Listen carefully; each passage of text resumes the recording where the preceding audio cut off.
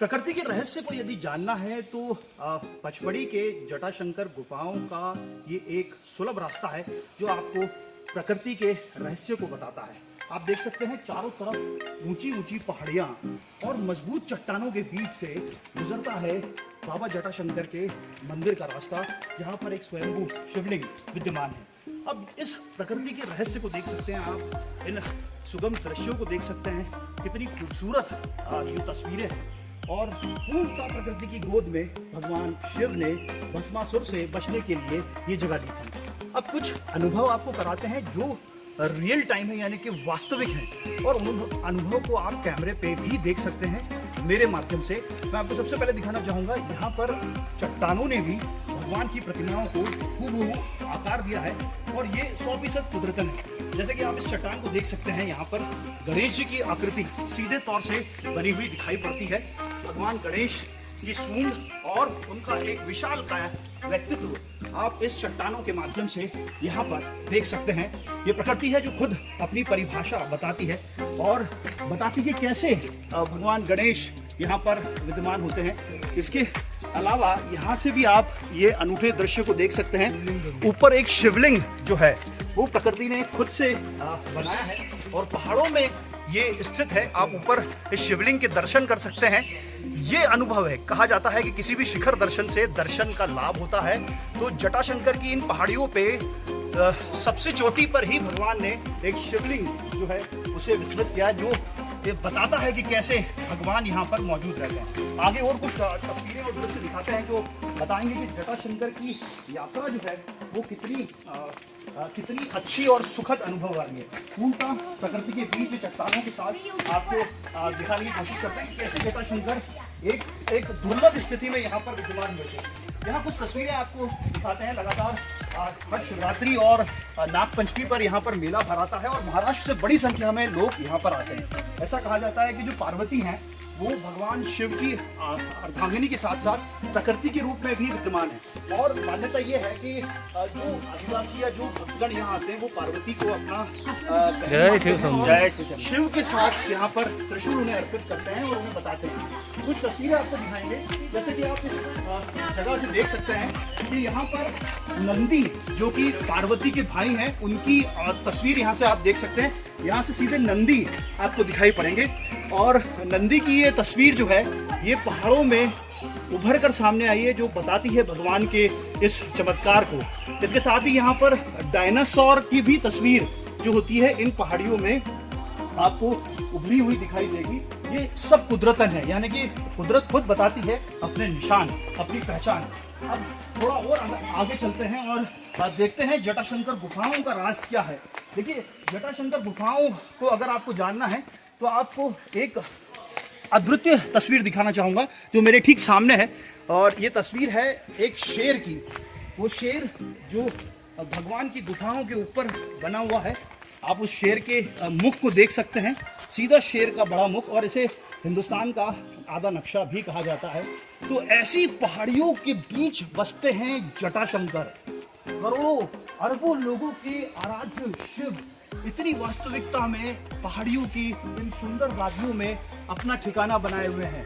दरअसल कैलाश पर्वत के बाद पचमढ़ी का जटाशंकर ही शिव का दूसरा ठिकाना माना जाता है और कहा जाता है कि शिव यहाँ पर वास्तविक स्वरूप में विद्यमान है। शिव की बड़ी बड़ी जटाएं जो इस वक्त आप पहाड़ों में देख सकते हैं, कई जगह अंदर मंदिर के अंदर उभर के सामने आई है। तो ऐसी ही यात्रा पर आपको लेकर चलते हैं और देखते हैं कि आखिर जटाशंकर का राज क्या है, कैसे भगवान यहाँ पर विद्यमान हुए, क्यों भगवान यहाँ पर आए और भगवान क्या वाकई यहाँ वास करते हैं।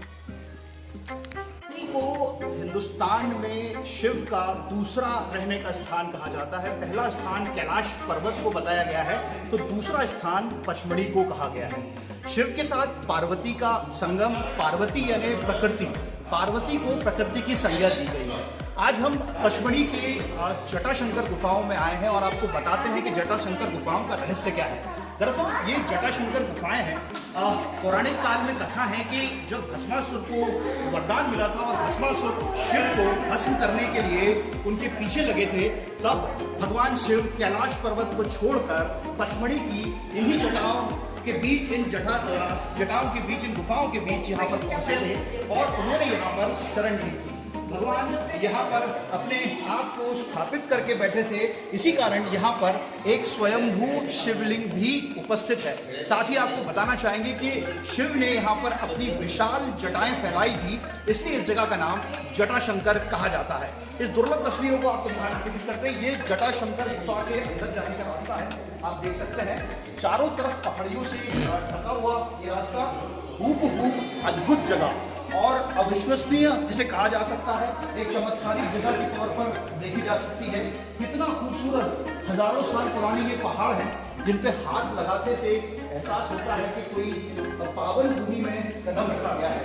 आप देख सकते हैं इस तस्वीर को, ये पूरी जटाशंकर की जटाएं हैं जो भगवान ने अपने विशाल स्वरूप में फैलाई हैं। यहाँ से आप देख सकते हैं कुंड से पानी होता हुआ गुजर रहा है और भगवान का रुद्राभिषेक इससे सतत और निरंतर होता रहता है। ये प्राकृतिक है पूरी तरह से, भगवान ने यहीं पर शरण ली थी भस्मासुर जब उनके पीछे लगा था। आप देख सकते हैं ये दुर्लभ दृश्य बहुत ही जिसे कह सकते हैं अनूठा, जिसे देख के कोई भी हैरत में पड़ जाए कि इतनी सुंदर जगह और वो भी यहाँ पर, इसीलिए इसको शिव का दूसरा स्थान कहा गया है।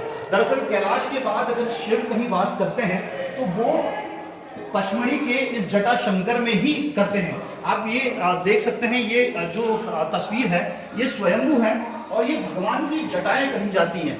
जो जटाएं भगवान ने विशाल रूप में फैलाई थी, ये उन्हीं जटाओं की जो है आकृति है, जो इस बात का एहसास कराती है कि शिव का रूप कितना बड़ा है, कितना विशाल है शिव का रूप, और तस्दीक कराती है कि जैसे ये पानी जो गिर रहा है ये अपने आप में किसी चमत्कार से कम नहीं है, जो बताता है कि शिव के ऊपर जलाभिषेक प्रकृति करती है। जैसा कि मैंने आपको कहा कि माता पार्वती को प्रकृति का स्वरूप कहा गया है और वही प्रकृति सदैव शिव के साथ रहती है जटाशंकर में। आप देख सकते हैं जटाशंकर के अंदर भगवान जटाशंकर यानी शिव यहाँ पर विद्यमान है। उनके ऊपर शेषनाग की शैया जो है उनको दी गई है। शेषनाग की शैया के साथ में यहाँ पर जो है भगवान शिव अपने एक अनूठे अवतार में, जो कि कैलाश के बाद इसे कहा जाता है एक अनूठा अवतार है, यहाँ पर विद्यमान है। पंडित जी, किस तरह के भगवान का स्वरूप है, कैसे यहाँ पर विद्यमान है, किस स्थिति में यहाँ पर है और क्यों आए थे भगवान यहाँ पर? जटा छोड़े थे भगवान ने, जो भस्मासुर के पीछे पड़ा था ना, उसको भयभीत करने के लिए यहाँ पे जटा छोड़े थे भगवान। ये शिवलिंग सब जटाएं शिव जी की। इससे क्या भ्रमित हो गया था जी, उसको कंफ्यूज किया। अच्छा, यहाँ पे आके भगवान छुए ये गुफा है ना, ये गुप्त महादेव निकली हुई है। अच्छा, इस गुफा में जटा छोड़ी गुप्त महादेव निकली है। दूसरा मंदिर गुप्त महादेव और तीसरा मंदिर है चौड़ा नाम का बड़ा महादेव मंदिर है। 5 मंदिर है। अच्छा, पांडव भी आए थे ऐसा भी पांडव गुफा ऊपर है, ऊपर सिटी से 1 किलोमीटर। तो एक बड़ा अद्भुत दृश्य आप देख सकते हैं। भगवान ने जटाशंकर को जिसे कह सकते हैं भ्रमित करने के लिए अपनी जटाएं यहाँ पर छोड़ी थी और इससे बाहर निकलते हुए गुप्त महादेव का रास्ता है। भगवान यहाँ से गुप्त महादेव की तरफ चले गए थे, यानी कि पचमढ़ी की हर ये जगह एक दूसरे से जुड़ी है और बताती है इसके पौराणिक इतिहास को, वो इतिहास जो सदियों से पुराणों में कैद है और ऐसा अनूठा अनुभव जो हम इस वक्त यहाँ पर कर सकते हैं भगवान के एक ऐसे स्थान का जिसे कैलाश के बाद भगवान का दूसरा स्थान कहा जा सकता है, वो जटाशंकर।